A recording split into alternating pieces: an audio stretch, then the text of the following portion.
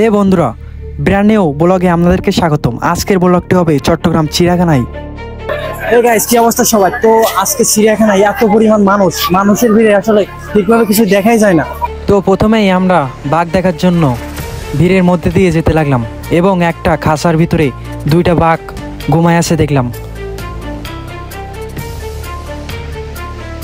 তার পাশের খাঁচায় আরো 3টা বাঘ বসে আছে।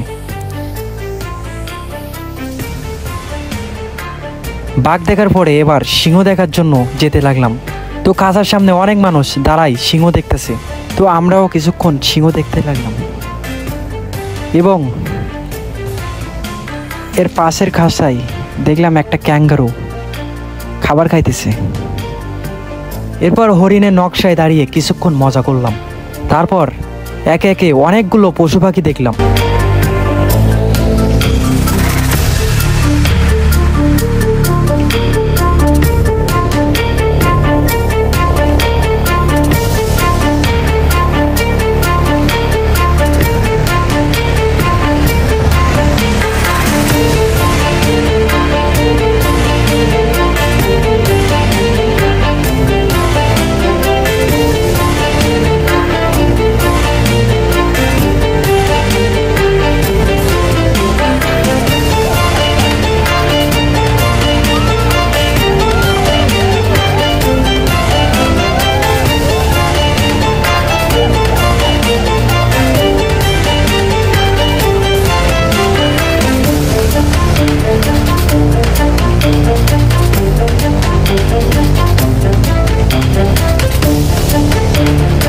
তো অনেকক্ষণ পশু পাখি দেখার পর কিছু বাচ্চারা দেখলাম দোলনায় দোল খাইতেছে।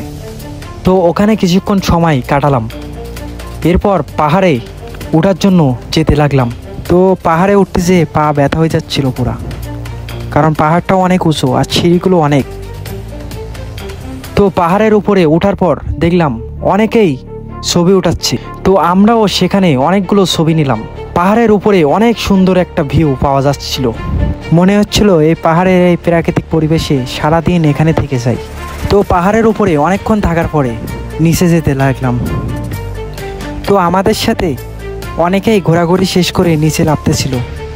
তো ওদের সাথে আমরা একসাথে নিচে নামলাম। তো বন্ধুরা, অনেক ঘোরাঘুরির পরে আমরা এখন চলে যাব, কারণ সন্ধ্যা হয়ে যাচ্ছে। যে চিড়িয়াখানায় আর থেকে লাভ নাই, এখন আমরা চলে যাচ্ছি। আল্লাহ হাফেজ।